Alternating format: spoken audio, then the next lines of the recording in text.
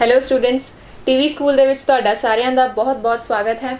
ਸੋ ਆਪਾਂ ਕਰ ਰਹੇ ਸੀ ਚੈਪਟਰ ਐਟਮਸ, ਜੋ ਕਿ ਯੂਨਿਟ ਐਟਮਸ ਐਂਡ ਨਿਊਕਲੀਆਈ ਦਾ ਪਹਿਲਾ ਚੈਪਟਰ ਹੈ। ਸੋ ਉਹਦੇ ਵਿੱਚ ਆਪਾਂ ਪਿਛਲੇ ਲੈਕਚਰ 'ਚ ਗੱਲ ਕੀਤੀ ਸੀ about the Bohr's model of hydrogen atom. So ਆਪਾਂ ਬੋਹਰਜ਼ ਦੇ ਪੋਸਟੂਲੇਟ ਪੜ੍ਹੇ ਸੀ। ਸੋ ਬੋਹਰ ਵੱਲੋਂ ਜਿਹੜੇ ਪੋਸਟੂਲੇਟ ਦਿੱਤੇ ਗਏ ਸੀ about the structure of atom, ਜਿਹਦੇ ਵਿੱਚ ਆਪਾਂ ਮੇਨਲੀ 3 ਪੋਸਟੂਲੇਟਸ ਦੀ ਗੱਲ ਕੀਤੀ ਸੀ। ਸੋ ਆਪਾਂ ਥੋੜਾ ਰਿਵਾਈਜ਼ ਕਰੀਏ। ਪਹਿਲਾ ਪੋਸਟੂਲੇਟ ਜੋ ਕਿ ਸੇਮ ਸੀ, ਜੋ ਰੁਦਰਫੋਰਡ ਵੱਲੋਂ ਵੀ ਦਿੱਤਾ ਗਿਆ ਸੀ, ਸੇਮ ਫੀਚਰਸ ਸੀਗੇ ਜੋ ਰੁਦਰਫੋਰਡ ਐਟੋਮਿਕ ਮਾਡਲ ਦੇ ਵਿੱਚ ਸੀ, ਦੈਟ ਇਜ਼ ਦ ਐਟਮ। ਉਹਦੇ ਵਿੱਚ ਕੀ ਹੈ, ਐਟਮ ਦੇ ਬਿਲਕੁਲ ਸੈਂਟਰ ਦੇ ਵਿੱਚ ਸੈਂਟਰਲ ਕੋਰ ਹੈ, ਜਿਹਨੂੰ ਆਪਾਂ ਨਿਊਕਲੀਅਸ ਬੋਲਦੇ ਹਾਂ, ਔਰ ਉੱਥੇ ਹੀ ਐਟਮ ਦਾ ਪੂਰਾ ਪੋਜ਼ਿਟਿਵ ਚਾਰਜ ਔਰ ਮਾਸ ਕੰਸਨਟ੍ਰੇਟਡ ਹੁੰਦਾ ਹੈ। ਆਸ-ਪਾਸ ਉਹਦੇ ਇਲੈਕਟ੍ਰੋਨਸ ਕੀ ਹਨ, ਰਿਵੋਲਵ ਕਰਦੇ ਹਨ ਇਨ ਦ ਸਰਕੂਲਰ orbits, और इन्ने electrons ਹੁੰਦੇ ਹਨ such that the negative charge of the electrons is equal to the positive charge inside the nucleus. So atom as a whole ਕੀ ਹੈ, neutral ਹੁੰਦਾ ਹੈ।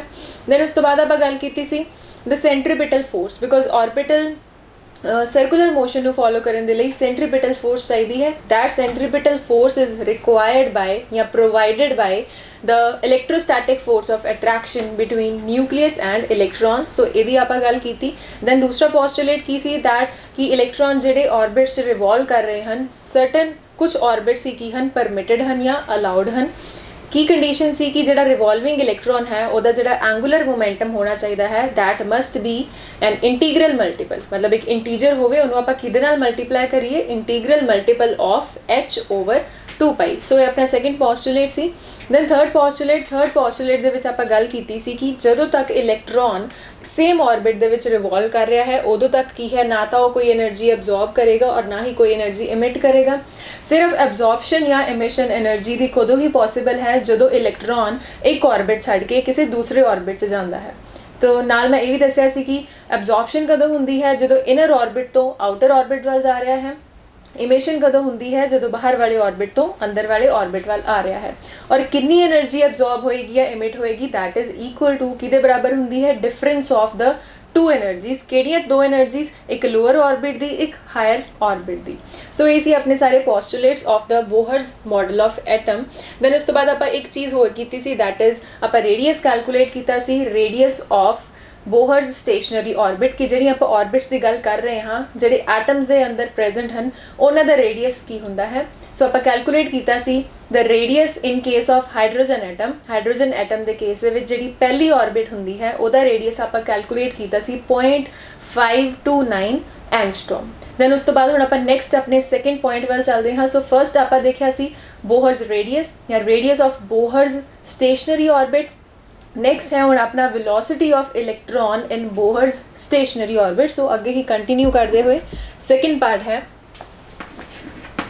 Velocity of revolving electron in Bohr's stationary orbit. So ये अपनी main heading है।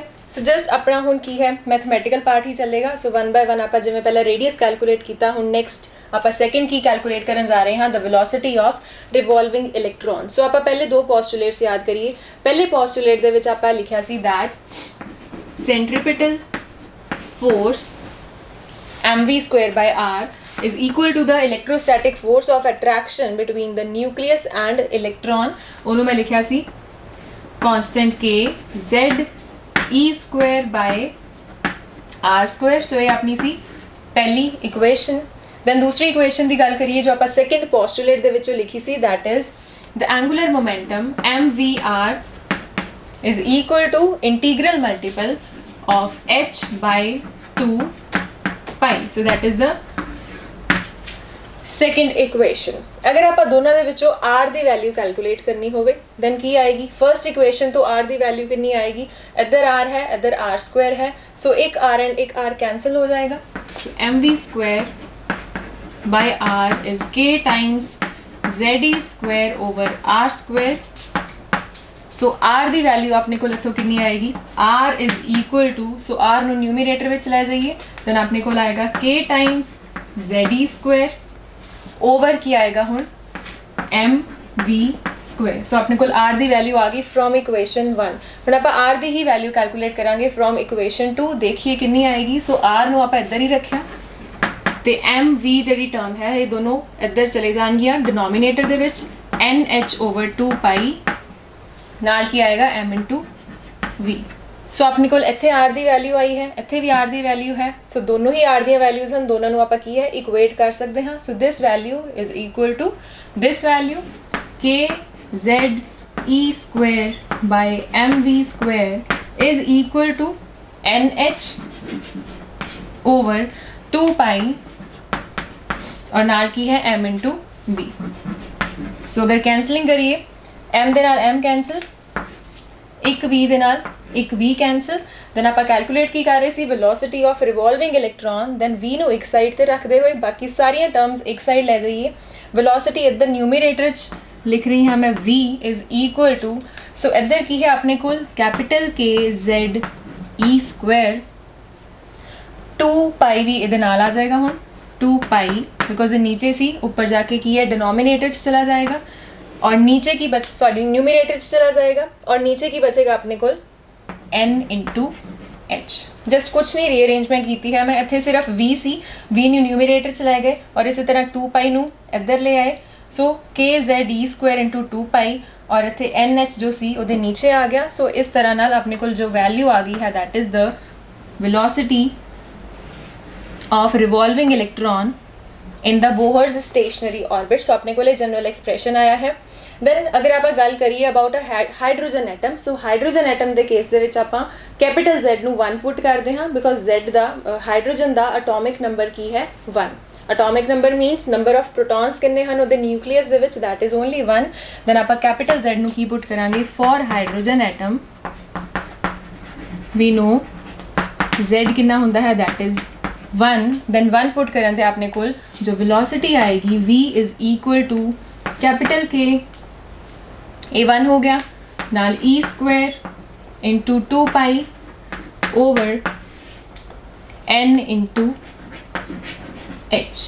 सो ये अपने कोल आ गया velocity the expression की दे लई in case of hydrogen atom. Then उस तो बाद आप की करांगे जिस तरह पहला भी रेडियस आप कैलकुलेट किया सी, सारिया वैल्यूज अगर आप पुट करिए जिवें कि आपको पता है कैपिटल K की हुंदा है 1/4πε0। ये आप बहुत बार कर चुके हैं और यदि वैल्यू कितनी हुंदी है SI यूनिट्स दे विच 9 × 10⁻9। Then E charge 1.6 × 10⁻−19। 2π दी वैल्यू 3.14।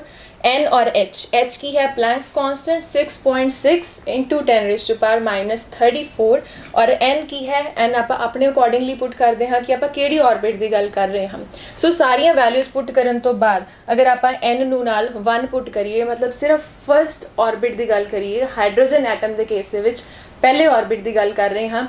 दैन आफ्टर कैलकुलेशंस जिहड़ी अपने कोल वेलोसिटी आई that is about, so V1 मैं लिख रही हाँ that is round about 1/137 times the velocity of light। so आप velocity of light नूं c दे नाल लिखते हैं। सो मैं की लिखा है जी वेलोसिटी इत्थे आएगी अपने कोल करीब करीब किदे बराबर आएगी that is 1/137 times the velocity of light. So ये वेलोसिटी केड़ी आई है that is the velocity of an electron जिहड़ा रिवॉल्व कर रहा है हाइड्रोजन एटम दे विच, बट केड़ी ऑर्बिट च रिवॉल्व कर रहा है पहली ऑर्बिट दे विच, मतलब न्यूक्लियस तो बाद जिहड़ी सब तो पहला ऑर्बिट आ रही है उस ऑर्बिट की गल कर रहे हैं कि एक इलैक्ट्रॉन उहदे च रिवॉल्व कर रहा है, उहदी वेलोसिटी कितनी है that is about this much value. Then जिवें जिवें आप बाहर वाल जाते जावांगे मतलब पहली ऑर्बिट तो दूजी ऑर्बिट वाल तीजी ऑर्बिट वाल आप आफ्टर कैलकुलेशन से चैक भी कर सकते हैं कि जिहड़ी अपनी वेलोसिटी आएगी वो की है स्लोली डिक्रीज होंदी जाएगी। सो मैक्सिमम वेलोसिटी किसी इलैक्ट्रॉन की रिवॉल्विंग इलैक्ट्रॉन की कदों है जदों वो की है फर्स्ट ऑर्बिट दे विच है एंड नाल दी नाल जिवें जिवें आप अगे अगे ऑर्बिट्स जाते जावांगे वेलोसिटी की है वो घटती जाएगी। सो ये सी अपना second part that is velocity of revolving electron in Bohr's stationary orbits। then upon next part वाल चलते हैं। so next part, so velocity तो बाद हुण आपां गल करांगे frequency दी। so next is the frequency of revolving electron। revolving electron. So same वही हेडिंग आएगी, frequency of revolving electron in Bohr's stationary orbit. So पहले तो आप देखिए फ्रीक्वेंसी की होएगा। Frequency is that is the total number of revolutions because electron की है, रेवोल्यूशंस ही हो रही रेवोल्यूशंस हो रही हैं because of circular motion follow कर रहा है। Then frequency is the total number of revolutions completed by the electron in 1 second around the nucleus. So एक बार फिर रिपीट कर रही हाँ, फ्रीक्वेंसी की है जिमें कि आपको पहला भी पता है कि फ्रीक्वेंसी आप की बोलते हाँ, it is the number of cycles completed in unit time या फिर 1 सेकेंड। उसी तरह हुण इत्थे आप की बोल रहे हैं frequency is the total number of revolutions completed in 1 second by the electron around the nucleus, so that is called the frequency of the revolving electron। so ਹੁਣ ਆਪਾਂ frequency ਦਾ ਇੱਥੇ expression ਕੀ ਹੈ ਦੇਖਣ ਜਾ ਰਹੇ ਹਾਂ ਕਿ ਕਿਸ ਤਰ੍ਹਾਂ ਆਪਾਂ frequency calculate ਕਰ ਸਕਦੇ ਹਾਂ। so we know orbital velocity, so ਇਹਦਾ relation ਮੈਂ ਲਿਖਣ ਜਾ ਰਹੀ ਹਾਂ angular velocity ਦੇ ਨਾਲ, that is r ओमेगा, ये अपन ऑलरेडी पता है v is equal to r times omega. Omega की है that is the angular velocity, और एंगुलर वेलोसिटी ਨੂੰ ਆਪਾਂ इन टर्म्स ऑफ फ्रीक्वेंसी लिखना होवे देन ਆਪਾਂ लिखते हैं omega is equal to 2 pi nu. So मैं लिख रही हूँ ओमेगा की value 2 pi nu, where nu की है इत्थे that is the frequency. So ये चीज़ आप लोअर क्लासेस दे विच कीतियां हन, +1 दे विच भी ये चीज़ कीती है दैट ओमेगा और v दा रिलेशन की है, v is equal to r omega. Omega की है एंगुलर वेलोसिटी, और एंगुलर वेलोसिटी नु अगर इन टर्म्स ऑफ फ्रीक्वेंसी लिखना होवे आपां की लिखते हैं omega is equal to 2 pi into nu. So आपां कैलकुलेट की करना है न्यू। सो न्यू नु एक साइड रखते हुए बाकी सारिया टर्म्स दूसरी साइड लैके जावांगे। सो न्यू नु इधर रखिया r 2 पाई, सो ये सारा किधर चला जाएगा इन the denominator of v। So this is new और एक ही है v। सो इन्हें मैं कुछ होर तरीके नाल लिख रही हूँ, this is nu this is v, नीचे आ जाएगा 2 pi r in the denominator. Then उस तो बाद हुण आपां की है इत्थे v दी वैल्यू नू सबस्टिट्यूट करांगे। सो v दी वैल्यू आपां की लवांगे पिछले एक्सप्रेशन दे विचों, सो दैट इज़ वाई मैं ये चीज़ हजे रब नहीं कीती। आपां v दी वैल्यू नू पुट करना है, कित्थों लै रहे हैं आपां v दी वैल्यू नू, जो मैं इत्थे की है बॉक्स विच शो कीता है। सो आपां v दी वैल्यू नू इत्थे पुट करन जा रहे हैं। v is equal to kze square 2 pi, kze square 2 pi over n into h, और नाल होर की है डिनोमिनेटर दे विच 2 पाई r, वो एज सच नाल ही लिखांगे। देन जो चीज़ा कैंसिल हो रही हैं हम कैंसिल आउट करिए 2 पाई, देन आपने कोल फ्रीक्वेंसी। सो फ्रीक्वेंसी नु इस तरह लिख रही हैं, this is velocity is equal to capital K ZE square over NHR। So that is the expression for frequency of revolving electron in the Bohr's stationary orbit। So similarly ਇਹਦੇ ਵਿੱਚ ਵੀ ਆਪਾਂ ਅਗਰ ਸਾਰੀਆਂ ਚੀਜ਼ਾਂ ਦੀ ਵੈਲਿਊਜ਼ ਪੁੱਟ ਕਰੀਏ, ਸੋ ਇੱਕ ਵਾਰ ਮੈਂ ਫੇਰ ਰਿਪੀਟ ਕਰਾਂਗੀ। ਪਿਛਲੇ ਲੈਕਚਰ ਵਿੱਚ ਵੀ ਮੈਂ ਸਾਰੇ ਕਨਸਟੈਂਟਸ ਦੀਆਂ ਵੈਲਿਊਜ਼ ਦੱਸੀਆਂ ਸੀ, ਇੱਕ ਵਾਰ ਫੇਰ ਰਿਪੀਟ ਕਰ ਰਹੀ ਹਾਂ। कैपिटल K ਕੀ ਹੈ 1/4 पाई एप्सिलॉन नॉट, और ਇਹਦੀ वैल्यू इन SI यूनिट्स कितनी ਹੁੰਦੀ है 9 × 10⁻⁹। यूनिट्स भी अगर लिखने हो that is newton metre square per coulomb square. Then capital Z। So in case of hydrogen atom, अगर आप हाइड्रोजन एटम की ही गल कर रहे करिए दैन Z नू आप की पुट करांगे इक्वल टू 1। E दी value 1.6 × 10⁻⁻19 coulomb. Then N H and R तीन चीज़ां। H we know that is Planck's constant 6.6 × 10⁻⁻34 joule second, and N again आप N की लै रहे हैं दैट इज़ 1, मतलब आप पहली ऑर्बिट की ही गल कर रहे हैं। पहले ऑर्बिट दे विच जिहड़ा इलेक्ट्रॉन रिवॉल्व कर रहा है उहदी फ्रीक्वेंसी कितनी है n इज इक्वल टू 1, और लास्ट की रह गया दैट इज़ द r। हुण r की है that is the radius of the first orbit. First orbit क्यों, बिकॉज आप n इक्वल टू 1 लिया है, और वो आप ऑलरेडी कैलकुलेट किया सी पिछले लेक्चर दे विच। सो उहदी वैल्यू मैं एज सच ही इत्थे लिखांगी। So radius of the first orbit in case of hydrogen atom is 0.529 या 5.3 भी ले सकते हैं इंटू 10⁻⁻10 मीटर। सो एंगस्ट्रॉम में मैं खोल के लिखा है 1 angstrom is equal to 10⁻⁻10 metres. So जो भी इतने चीज़ां सी सारियां दी वैल्यूज़ मैं इत्थे लिख दित्तियां हन। सो कैलकुलेशन ना शो करते हुए जस्ट सीधा मैं इत्थे की है इहदा आंसर लिखन जा रही हाँ। जो फ्रीक्वेंसी अपने को आफ्टर कैलकुलेटिंग आएगी, so frequency will be equal to 6.57 into 10⁵15 RPS, that is the revolutions per second। मतलब एक सेकंड दे विच इन्नी रेवोल्यूशंस होणगियां ऑफ इलेक्ट्रॉन। सो फ्रीक्वेंसी है 6.57 into 10⁵15 revolutions per second, minus एक सेकंड दे विच भी कितनियां ज़्यादा रेवोल्यूशंस हो रही हैं। और किहड़े केस दे विच, जदों आपां हाइड्रोजन एटम का केस लईए और सिर्फ फर्स्ट ऑर्बिट की गल करिए, मीनस ये फ्रीक्वेंसी किहदे लई आई है, for the first orbit of an hydrogen atom. So इत्थे हुण फिलहाल आपां दो चीज़ां कीतियां, वेलोसिटी ऑफ रिवॉल्विंग इलैक्ट्रॉन और उस तो बाद आपां कीता frequency of the revolving electron in Bohr's stationary orbits. So हुण आपां नैक्सट चलते हैं। नैक्सट आपां कैलकुलेट करांगे the total energy of electron. So हुण आपां नैक्सट अपने पार्ट वाल चलते हैं, that is the total energy of electron in the Bohr's stationary orbit. So आपां सब तो पहला कीता सी that is the radius of the orbit, radius of Bohr's stationary orbit. Then आपां सेकंड अज जो स्टार्ट कीता सी that is the velocity of revolving electron in Bohr's orbit. तीजा आपां कीता frequency of revolving electron in the Bohr's orbit. Then आपां fourth जिहड़ा पॉइंट करन जा रहे हैं that is the total energy of revolving electron in Bohr's stationary orbit, या as such Bohr's orbit भी लिख दइए, that is also okay। so Bohr's orbit, so total energy। So हुण ऑर्बिट दे विच इलैक्ट्रॉन जो रिवॉल्व कर रहा है उसकी जी टोटल एनर्जी है that is made up of two energies, मतलब दो तरह की एनर्जी नूं मिल के उसकी टोटल एनर्जी बनती है। पता होएगा तुहानूं पहला ही, one is the kinetic energy और दूसरी की हुंदी है that is potential energy. So ये चीज़ आपां 9th 10th तो ही पढ़नी शुरू कर दिंदे हाँ। सो काइनेटिक एनर्जी की हुंदी है that is due to the velocity of the body, and potential energy की हुंदी है that is due to the position या कन्फिगरेशन ऑफ बॉडी, मतलब वो किद्दां दी स्थिति च पिया है या फिर उसकी की पोजीशन है। सो इत्थे आपां इलैक्ट्रॉन की गल कर रहे हाँ। So kinetic energy of electron is due to the velocity of electron, and secondly potential energy की होएगी that is due to the position of electron, मतलब वो किस पोजीशन है। दैन आपां हुण 1 बाय 1 कैलकुलेट करिए kinetic energy, potential energy, then आपां उन्हां नूं ऐड करिए, दैन आपां देखांगे कि टोटल एनर्जी इलैक्ट्रॉन की कितनी आएगी। सो आपां स्टार्ट कर रहे हैं with the kinetic energy. Firstly kinetic energy calculate करिए।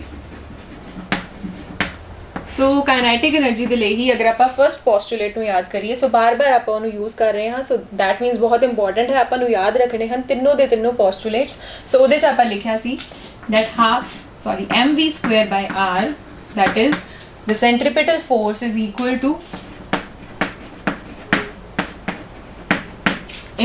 To the electrostatic force of attraction, और किहदे विचकार है बिटवीन न्यूक्लियस एंड इलैक्ट्रॉन।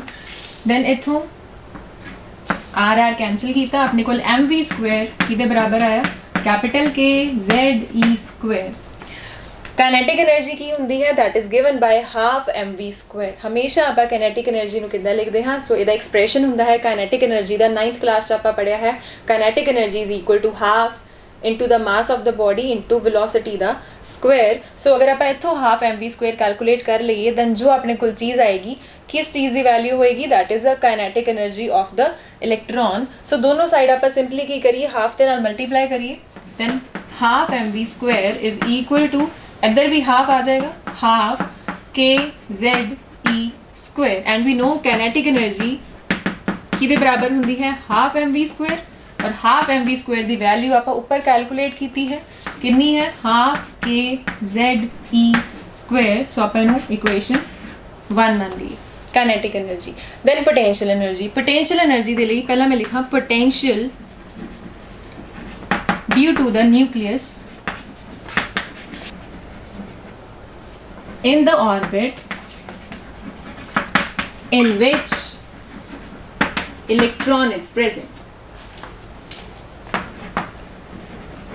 सो जो पॉजिटिव चार्ज है मीन्स जो न्यूक्लियस है उसका पोटेंशियल कित्थे चेक कर रहे हैं आप, उस ऑर्बिट दे विच जिथे कि इलैक्ट्रॉन पिया है। ਸੋ ਉੱਥੇ ਪੋਟੈਂਸ਼ੀਅਲ ਕਿੰਨਾ ਹੋਏਗਾ, ਕਿਹਦਾ ਪੋਟੈਂਸ਼ੀਅਲ, ਨਿਊਕਲੀਅਸ ਕਰਕੇ ਜਿਹੜਾ ਪੋਟੈਂਸ਼ੀਅਲ ਹੋਏਗਾ that is equal to K means 1/4 pi epsilon naught capital K। ਇੱਥੇ ਹੁੰਦਾ ਹੈ द चार्ज, मतलब ਜਿਹਦੇ ਕਰਕੇ ਪੋਟੈਂਸ਼ੀਅਲ ਆਪਾਂ ਕੈਲਕੂਲੇਟ ਕਰ ਰਹੇ ਹਾਂ। ਸੋ ਨਿਊਕਲੀਅਸ ਦਾ ਚਾਰਜ ਕੀ ਹੈ, atomic number into the electronic charge over the radius of the orbit. So 1/4 pi epsilon naught ਨੂੰ ਕੈਪੀਟਲ K ਲਿਖਿਆ। ZE is the charge of nucleus, R ਕੀ ਹੈ, radius of the orbit। ਇਹ ਮੈਂ ਪਹਿਲੇ ਵੀ ਲਿਖ ਚੁੱਕੀ ਹਾਂ ਪਿਛਲੇ ਲੈਕਚਰਸ ਦੇ ਵਿੱਚ। ਦੈਨ ਹੁਣ ਆਪਾਂ ਲਿਖਣਾ ਹੈ ਪੋਟੈਂਸ਼ੀਅਲ એનર્ਜੀ। ਪੋਟੈਂਸ਼ੀਅਲ ਤੋਂ ਆਪਾਂ ਪੋਟੈਂਸ਼ੀਅਲ એનર્ਜੀ ਲਿਖਣੀ ਹੈ। ਪੋਟੈਂਸ਼ੀਅਲ એનર્ਜੀ ਆਫ ਇਲੈਕਟ੍ਰੋਨ ਜਾਂ ਰਿਵੋਲਵਿੰਗ ਇਲੈਕਟ੍ਰੋਨ ਕਿੰਨੀ ਹੋਏਗੀ, ਦੈਟ ਇਜ਼ ਜਿਹਦੀ ਪੋਟੈਂਸ਼ੀਅਲ એનર્ਜੀ ਕੱਢ ਰਹੇ ਹਾਂ ਉਹਦਾ ਚਾਰਜ ਉਹਨੂੰ ਮਲਟੀਪਲਾਈ ਕਰਨਾ ਹੈ ਪੋਟੈਂਸ਼ੀਅਲ ਦੇ ਨਾਲ। ਸੋ ਆਪਾਂ ਇਲੈਕਟ੍ਰੋਨ ਦੀ ਪੋਟੈਂਸ਼ੀਅਲ એનર્ਜੀ ਕੱਢ ਰਹੇ ਹਾਂ, ਇਲੈਕਟ੍ਰੋਨ ਦੇ ਚਾਰਜ ਨੂੰ ਮਲਟੀਪਲਾਈ ਕਰਾਂਗੇ ਪੋਟੈਂਸ਼ੀਅਲ ਦੇ ਨਾਲ। ਸੋ ਮੈਂ ਮਲਟੀਪਲਾਈ ਕਰ ਰਹੀ ਹਾਂ ਪੋਟੈਂਸ਼ੀਅਲ ਨੂੰ, this is the potential K ZE over R into the charge of electron। Electron the charge ਹੁੰਦਾ ਹੈ -E, ਜਿਵੇਂ ਕਿ ਪ੍ਰੋਟੋਨ ਦਾ ਚਾਰਜ ਆਪਾਂ ਲਿਖਦੇ ਹਾਂ +E, ਇਲੈਕਟ੍ਰੋਨ ਦਾ ਚਾਰਜ ਹੈ -E। ਦੈਨ ਆਪਣੇ ਕੋਲ ਪੋਟੈਂਸ਼ੀਅਲ એનર્ਜੀ ਕਿੰਨੀ ਆ ਗਈ, that is capital K ZE into E square over R। so that is the second equation। So ਆਪਣੇ ਕੋਲ ਦੋਨੋਂ એનર્ਜੀਜ਼ ਆ ਚੁੱਕੀਆਂ ਹਨ, kinetic energy and potential energy. ਦੋਨਾਂ ਨੂੰ ਐਡ ਕਰੀਏ ਆਪਣੇ ਕੋਲ ਕੀ ਆ ਜਾਏਗੀ, total energy of electron. So total energy will be equal to half capital K ZE square। Then ਇੱਥੇ ਆਪਾਂ ਐਡ ਕਰ ਰਹੇ ਹਾਂ ਪੋਟੈਂਸ਼ੀਅਲ એનર્ਜੀ।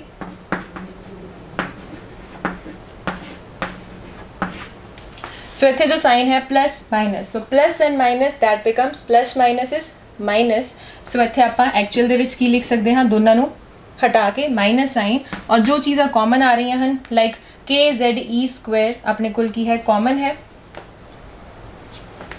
ਓਕੇ, ਇੱਥੇ ਇੱਕ R ਸੀ ਉਹ ਮੈਂ ਗਲਤੀ ਨਾਲ ਉੱਪਰ ਲਿਖਣਾ ਭੁੱਲ ਚੁੱਕੀ ਹਾਂ। R ਦੇ ਨਾਲ ਇੱਕ R ਕੈਂਸਲ ਹੋਇਆ, ਇੱਕ R ਇੱਥੇ ਹੋਰ ਬਚੇਗਾ।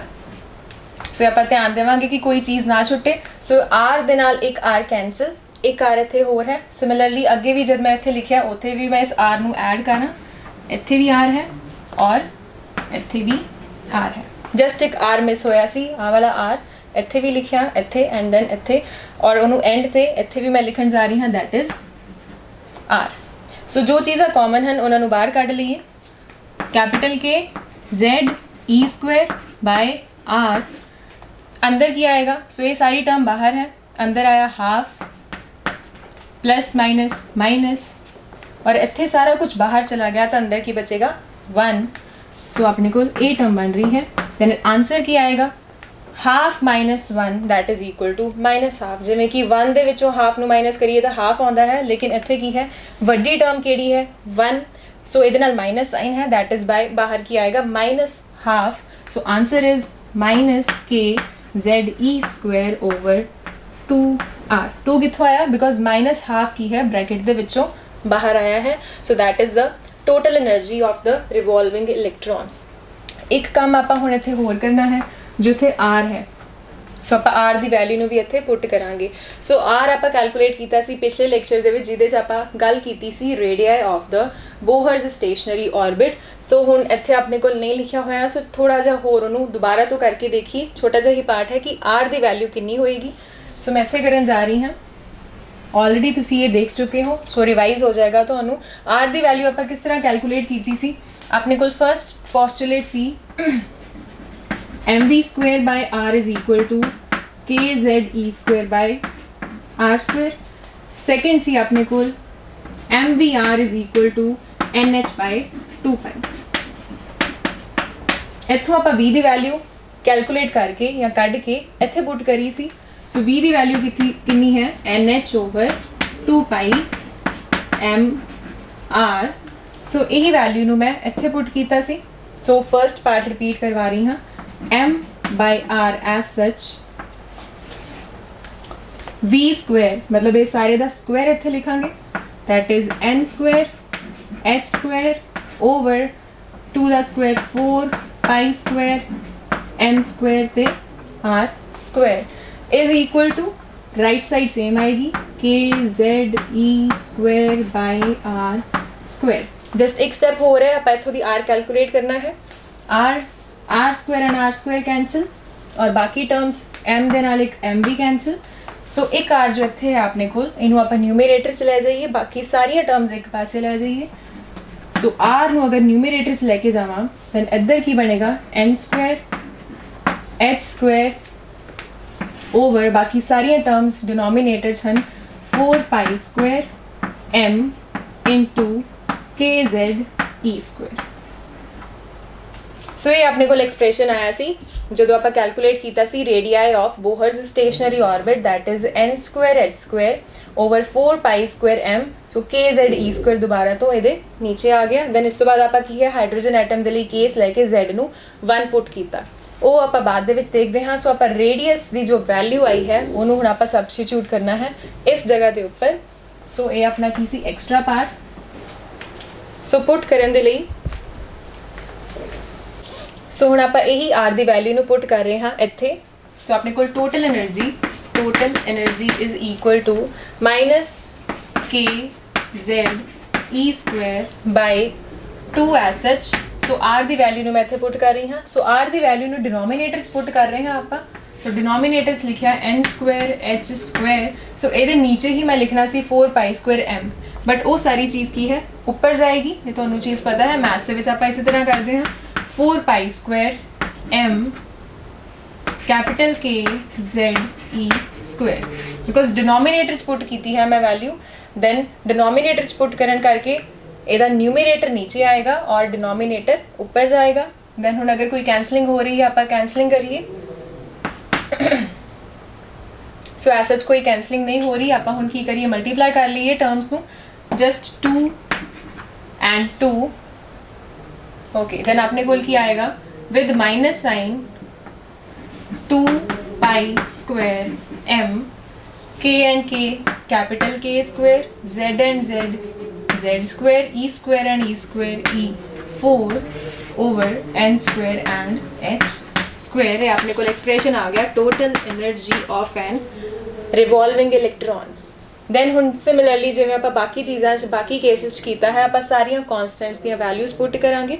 एंड ऑल्सो आप केस किहड़ा लवांगे, case for an hydrogen atom जदों किहड़े ऑर्बिट की गल कर रहे हैं आप ऑर्बिट 1। दैन एन नू भी आप की पुट करांगे 1, एन भी 1 जेड भी 1 और बाकी सारियां वैल्यूज़ जो कॉन्स्टेंट्स हैं मैं वैल्यूज़ बार बार तुहानूं दस चुकी हाँ। दैन आफ्टर कैलकुलेटिंग अपने कोल इलैक्ट्रॉन वोल्ट्स मैं वैल्यू लिख रही हाँ, कितनी आएगी that is with minus sign 13.6। So अगर हजे जेड स्क्वायर एन स्क्वायर नू एज सच रखिए, सिर्फ बाकी दी वैल्यूज़ पुट करन ते अपने कोल ये गल आ रही है, ये आंसर आ रहा है minus 13.6 Z square over N square in electron volts. So energy joules होंदी है, ये मैं कड्ढिया है किहड़े यूनिट्स दे विच that is in electron volts. Then उस तो बाद फॉर हाइड्रोजन एटम जेड नू 1 पुट कीता minus 13.6 over N square electron volt. So hydrogen atom के केस दे विच अगर आप किसी भी ऑर्बिट की एनर्जी कैलकुलेट करनी हो दैन आप यही वाला एक्सप्रैशन यूज़ करांगे। पहले ऑर्बिट की गल कर रहे हाँ एन नू 1 पुट करांगे, दूजे ऑर्बिट की गल कर रहे हाँ एन नू 2 पुट करांगे, तीजे दी दैन एन नू 3 पुट करांगे। दैन अपने को जिहड़ियां वैल्यूज़ आउंदियां जाणगियां that is the energy of electron in first orbit, then energy of electron in second orbit and so on. So अगर आप गल करिए फॉर एन इक्वल टू 1 अपने को जो वैल्यू आएगी कितनी होएगी that is minus 13.6 over 1 the square minus 13.6 electron volt. हुण नैगेटिव साइन का इत्थे की मतलब है, ये गल मैं पहले भी कुछ लेक्चर्स डिस्कस की सी that minus sign of energy ਇਹਦਾ ਕੀ मतलब है कि ਜਿਹੜਾ इलैक्ट्रॉन है that is bound to the nucleus. So ਉਹਦੇ ਨਾਲ ਜੁੜਿਆ ਹੋਇਆ है that is not free to move. So ਉਹਦੇ ਨਾਲ ਉਹ ਬਾਉਂਡਡ ਹੈ। सो अगर आप एक इलैक्ट्रॉन ਨੂੰ ਜਿਹੜਾ कि फर्स्ट ऑर्बिट रिवॉल्व कर रहा है ਉਹਨੂੰ फ्री कराना है फ्रॉम द ऑर्बिट या from the effect of nucleus, then ਆਪਾਂ ਨੂੰ कितनी एनर्जी देनी पएगी that is 13.6 electron volt. Negative sign का मैं दोबारा रिपीट कर रही हाँ की मतलब है that is electron is bound to the nucleus, ਉਹਦੇ ਨਾਲ जुड़िया होया है, ਉਹਦੇ इफेक्ट के अंडर है, वो उदों तक ਉਹਨੂੰ छड्ड के बाहर नहीं जाएगा, फ्री नहीं होएगा जब तक आप ਉਹਨੂੰ कितनी एनर्जी नहीं दे देंगे 13.6 electron volt of energy. And this energy is also the minimum energy जिन्नी की एटम की हो सकती है। So that is the minimum amount of energy that an hydrogen atom can have, that is -13.6 और इस state ਨੂੰ ਆਪਾਂ ਕੀ ਬੋਲਦੇ ਹਾਂ, that is called the ground state of the atom। means ਜਦੋਂ electron ਜਿਹੜਾ ਹੈ ਪਹਿਲੀ orbit ਦੇ ਵਿੱਚ ਪਿਆ ਹੋਇਆ ਹੈ then ਉਹਦੀ એનર્ਜੀ ਕੀ ਹੁੰਦੀ ਹੈ, that is the minimum। ਜਿਵੇਂ ਜਿਵੇਂ ਆਪਾਂ ਬਾਹਰ ਵਾਲੇ orbits ਵੱਲ ਜਾਂਦੇ ਜਾਵਾਂਗੇ, ਅਗਰ ਆਪਾਂ ਇੱਥੇ n ਨੂੰ 2 3 4 ਇਦਾਂ ਪੁੱਟ ਕਰਦੇ ਜਾਈਏ then ਜਿਹੜੀ ਵੈਲਿਊ ਆਏਗੀ ਥੋੜੀ ਵੱਡੀ ਆਏਗੀ। ਮਤਲਬ ਫਰਸਟ ਆਰਬਿਟ ਦੇ ਕੰਪੈਰੀਟਿਵਲੀ ਦੂਜੀ ਆਰਬਿਟ ਦੀ ਵੈਲਿਊ ਥੋੜੀ ਵੱਡੀ ਹੋਏਗੀ, ਤੀਜੀ ਆਰਬਿਟ ਦੇ ਵਿੱਚ એનર્ਜੀ ਥੋੜੀ ਹੋਰ ਜ਼ਿਆਦਾ ਵੱਡੀ ਹੋਏਗੀ। ਸੋ ਇਸ ਤਰ੍ਹਾਂ ਆਪਾਂ ਕੀ ਕਨਕਲੂਡ ਕੀਤਾ ਕਿ ਜਿਹੜੀ ਮਿਨੀਮਮ એનર્ਜੀ ਹੈ in case of hydrogen atom ਕਿੰਨੀ ਉਹਦੀ ਹੋ ਸਕਦੀ ਹੈ, that is -13.6 ਇਲੈਕਟ੍ਰੋਨ ਵੋਲਟ। ਉਹ ਕਦੋਂ ਹੁੰਦੀ ਹੈ, ਜਦੋਂ ਇਲੈਕਟ੍ਰੋਨ ਕਦੋਂ ਹੈ ਪਹਿਲੀ ਆਰਬਿਟ ਦੇ ਵਿੱਚ ਰਿਵੋਲਵ ਕਰ ਰਿਹਾ ਹੈ, and that is also called the ground state of the atom. And one thing more ਕਿ ਉਹਨੂੰ ਬਾਹਰ ਰਿਲੀਜ਼ ਕਰਾਉਣ ਦੇ ਲਈ ਇੰਨੀ એનર્ਜੀ ਦੇਣੀ ਪਏਗੀ 13.6 electron volt, and that is why ਇਹਨੂੰ ਆਪਾਂ ਕੀ ਬੋਲਦੇ ਹਾਂ, that is called the ionization energy of the hydrogen atom। ਸੋ ਇਹ ਟਰਮ ਆਪਾਂ ਯਾਦ ਰੱਖਾਂਗੇ। ਆਇਨਾਈਜੇਸ਼ਨ ਮੀਨਸ ਇਲੈਕਟ੍ਰੋਨ ਨੂੰ ਅੰਦਰੋਂ ਫ੍ਰੀ ਕਰਾਉਣਾ ਹੈ ਜੋ ਕਿ ਬਾਉਂਡ ਹੋਇਆ ਹੋਇਆ ਹੈ ਨਿਊਕਲੀਅਸ ਦੇ ਨਾਲ। ਸੋ ਉਹਨੂੰ ਫ੍ਰੀ ਕਰਾਉਣ ਦੇ ਲਈ 13.6 ਇਲੈਕਟ੍ਰੋਨ ਵੋਲਟ એનર્ਜੀ ਦੇਣੀ ਪੈ ਰਹੀ ਹੈ, that is why it is called the ionization potential ionization energy of the hydrogen atom। ਸੋ ਇੱਕ ਗੱਲ ਹੋਰ ਕਿ ਜਿਵੇਂ ਮੈਂ ਪਹਿਲਾਂ ਦੱਸਿਆ ਸੀ ਕਿ ਜਿਵੇਂ ਜਿਵੇਂ ਆਪਾਂ first orbit to second orbit, third orbit, fourth orbit ਵੱਲ ਜਾ ਰਹੇ ਹਾਂ, ਆਪਣੀ ਜਿਹੜੀ ਵੈਲੋਸਿਟੀ ਹੈ ਜਾਂ ਜਿਹੜੀ ਫ੍ਰੀਕੁਐਂਸੀ ਹੈ ਆਫ ਰਿਵੋਲਵਿੰਗ ਇਲੈਕਟ੍ਰੋਨ ਉਹ ਕੀ ਹੁੰਦੀ ਹੈ, ਡਿਕਰੀਜ਼ ਹੁੰਦੀ ਜਾਂਦੀ ਹੈ। ਬਟ ਅਗਰ ਆਪਾਂ એનર્ਜੀ ਦੀ ਗੱਲ ਕਰੀਏ, ਜਿਵੇਂ ਜਿਵੇਂ ਆਪਾਂ ਬਾਹਰ ਵਾਲੀ ਆਰਬਿਟਸ ਵੱਲ ਜਾ ਰਹੇ ਹਾਂ ਤਾਂ ਜਿਹੜੀ એનર્ਜੀ ਹੈ ਲੈਸ ਨੈਗੇਟਿਵ ਹੁੰਦੀ ਜਾ ਰਹੀ ਹੈ। ਲੈਸ ਨੈਗੇਟਿਵ ਹੋਣ ਦਾ ਮਤਲਬ ਕੀ ਹੈ, ਇਨਕਰੀਜ਼ ਹੋ ਰਹੀ ਹੈ। ਸੋ ਇਹ ਆਪਾਂ ਨੂੰ ਪੈਟਰਨ ਯਾਦ ਰੱਖਣਾ ਹੈ ਕਿ એનર્ਜੀ ਦੇ ਵਿੱਚ ਕੀ ਚੇਂਜਸ ਆ ਰਹੀਆਂ ਹਨ ਔਰ ਉਹਦੇ ਨਾਲ ਫ੍ਰੀਕੁਐਂਸੀ ਔਰ ਵੈਲੋਸਿਟੀ ਦੇ ਵਿੱਚ ਕੀ ਚੇਂਜਸ ਆ ਰਹੀਆਂ ਹਨ। ਸੋ ਇਹ ਆਪਣਾ ਪਾਰਟ ਇੱਥੇ ਖਤਮ ਹੋ ਰਿਹਾ ਹੈ। then ਆਪਣਾ ਨੈਕਸਟ ਪੁਆਇੰਟ ਹੈ that is the origin of spectral lines।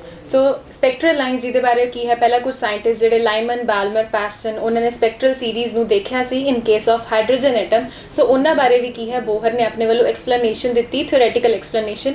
ਆਪਾਂ ਦੇਖੀਏ ਕੀ ਸੀ ਉਹ ਐਕਸਪਲੇਨੇਸ਼ਨ। ਸੋ ਆਪਾਂ ਹੁਣੀ ਗਰਾਊਂਡ ਸਟੇਟ ਦੀ ਗੱਲ ਕੀਤੀ ਹੈ। जनरली रूम टेम्परेचर ਤੇ hydrogen atoms mostly they are in the ground state, ਮਤਲਬ ਇਲੈਕਟ੍ਰੋਨਸ ਫਰਸਟ ਆਰਬਿਟ ਦੇ ਵਿੱਚ ਪ੍ਰੈਜ਼ੈਂਟ ਹੁੰਦੇ ਹਨ। ਬਾਈ ਐਨੀ ਮੈਥਡ ਲਾਈਕ ਕੋਈ ਕੋਲੀਜਨ ਹੋਈ ਜਾਂ ਫਿਰ ਹੀਟ ਦੇ ਥਰੂ ਆਪਾਂ ਕੀ ਹੈ ਉਹਨੂੰ એનર્ਜੀ ਅਗਰ ਪ੍ਰੋਵਾਈਡ ਕਰਾਈਏ ਦੈਨ ਜਿਹੜੇ ਇਲੈਕਟ੍ਰੋਨਸ ਨੇ ਉਹ ਕੀ ਹਨ, ਹਾਇਰ ਆਰਬਿਟਸ ਦੇ ਵਿੱਚ ਜੰਪ ਕਰ ਸਕਦੇ ਹਨ। ਬਟ ਜਿਹੜੇ ਉਹ ਇਲੈਕਟ੍ਰੋਨਸ ਹਨ ਜਿਹੜੇ ਹਾਇਰ ਆਰਬਿਟਸ ਵਿੱਚ ਚਲੇ ਗਏ ਦੇ ਆਰ ਨਾਟ ਸਟੇਬਲ। ਕੁਝ ਟਾਈਮ ਬਾਅਦ ਉਹ ਕੀ ਹਨ, ਵਿਦਨ ਬਹੁਤ ਹੀ ਮਤਲਬ ਘੱਟ ਟਾਈਮ ਤੋਂ ਬਾਅਦ ਉਹ ਕੀ ਹਨ, ਵਾਪਸ ਦੁਬਾਰਾ ਆਪਣੀ ਇਨਰ ਆਰਬਿਟਸ ਦੇ ਵਿੱਚ ਜੰਪ ਕਰਦੇ ਹਨ ਔਰ ਵਾਪਸ ਆ ਜਾਂਦੇ ਹਨ। ਉਹਦੇ ਨਾਲ ਕੀ ਹੁੰਦਾ ਹੈ, ਸਮ ਅਮਾਊਂਟ ਆਫ એનર્ਜੀ ਇਜ਼ ਇਮਿਟਡ। ਸੋ ਬਾਹਰ ਵੱਲ ਕੁਝ એનર્ਜੀ ਇਮਿਟ ਹੁੰਦੀ ਹੈ ਔਰ ਇਸੇ ਪੁਆਇੰਟ ਦੀ ਆਪਾਂ ਡਿਸਕਸ਼ਨ ਥਰਡ ਪੋਸਟੂਲੇਟ ਵਿੱਚ ਵੀ ਕੀਤੀ ਸੀ ਕਿ ਜਦੋਂ ਇੱਕ ਇਲੈਕਟ੍ਰੋਨ ਬਾਹਰ ਵਾਲੀ ਆਰਬਿਟ ਤੋਂ ਅੰਦਰ ਵਾਲੀ ਆਰਬਿਟ ਵੱਲ ਜੰਪ ਕਰ ਰਿਹਾ ਹੈ ਦੈਨ ਉਹ ਕੀ ਹੈ, એનર્ਜੀ ਰੇਡੀਏਸ਼ਨ ਇਮਿਟ ਕਰੇਗਾ, એનર્ਜੀ ਇਮਿਟ ਕਰੇਗਾ ਇਨ ਦ ਫਾਰਮ ਆਫ ਰੇਡੀਏਸ਼ਨ। ਔਰ ਕਿੰਨੀ ਇਮਿਟ ਕਰੇਗਾ, that is the difference of the two energies। ਸੋ ਅਗਰ ਮੈਂ ਇੱਥੇ ਦਿਖਾਣਾ ਹੋਵੇ, so diagrammatically nucleus and two energy levels.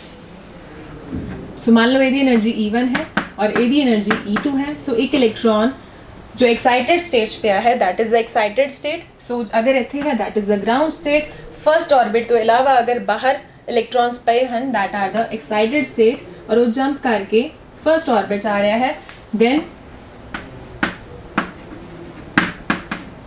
अपने को जो एनर्जी इमिट होएगी दैट इज h न्यू और ਇਹਨੂੰ ਆਪਾਂ ਲਿਖ ਸਕਦੇ ਹਾਂ थर्ड पोस्टुलेट्स भी आप लिखा सी h nu will be equal to E2 minus E1। मतलब कितनी एनर्जी इमिट होएगी, that is equal to the difference of two energy levels.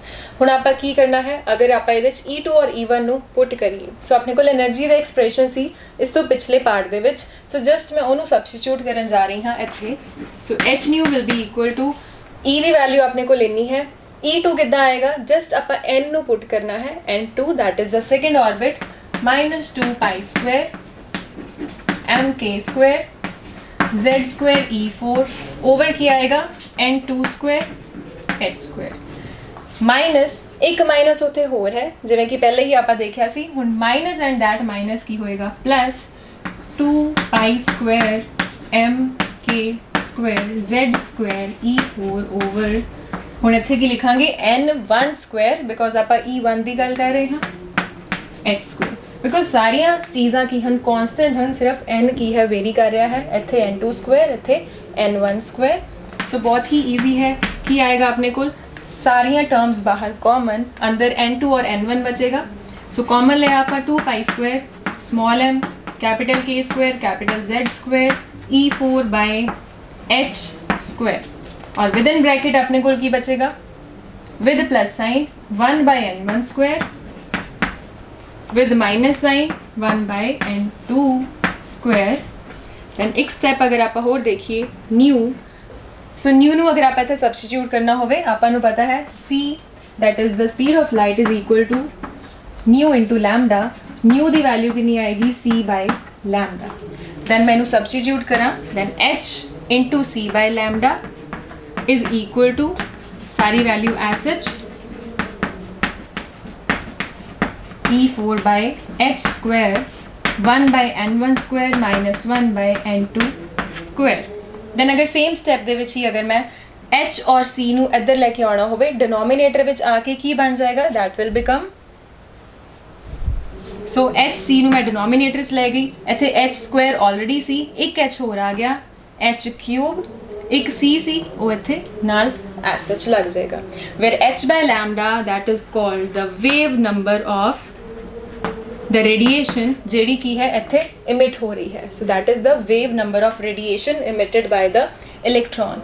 हुण जो अपने को इत्थे सारे कॉन्स्टेंट्स आ रहे हैं that is 2 pi square m k square E4 over c h cube, ये सारिया वैल्यूज़ नू पुट करन तो बाद अगर आप देखिए इहदी वैल्यू कितनी आ रही है, that comes out to be 1.097 into 10⁻⁷ metre inverse, and that is also called the Rydberg constant. So अपनी इक्वेशन रिड्यूस हो जाएगी 1 by lambda is equal to, इनू आप वेव नंबर नू इस तरह भी शो करते हाँ, इज इक्वल टू सारे constants the values other than z square इनू छड्ड के की आ रही है दिस मच, और इनू ही आप की बोलते हैं that is called the Rydberg constant. So equation अपनी बन गई r z square 1 by n1 square minus 1 by n2 square. और लास्टली अगर आप हाइड्रोजन एटम की गल करिए, हाइड्रोजन एटम के केस दे विच Z नू की पुट करांगे 1, सो अपने को एक्सप्रेशन आ गया wave number is equal to Rydberg constant 1 by n1 square minus 1 by n2 दा स्क्वायर। और अगर तुहानू याद होवे कि जो Lyman Balmer Paschen Brackett Pfund वो स्पैक्ट्रल सीरीज़ सीगियां उन्हां दे विच भी की सी अपने कोल इदां दा ही एक्सप्रैशन सी। सो लाइमन सीरीज़ दे लई डिफरेंट सी, उत्थे इत्थे 1 स्क्वायर आ रहा सी, then Balmer 2 square, then up to so on इसी तरह। सो सेम ही अपने कोल की है थ्योरेटिकल एक्सप्लेनेशन आ रही है about the spectral lines shown by the hydrogen atom. So ये सी अपना total Bohr's model of hydrogen atom जिहदे विच पोस्टुलेट्स तो बाद आपां एक्स्ट्रा हो ये 5 पॉइंट्स कीते हैं। दैन बाकी का जिहड़ा काम है अपना नैक्सट लैक्चर स्टार्ट करांगे। अज दे लई फिलहाल इन्ना ही। Thank you.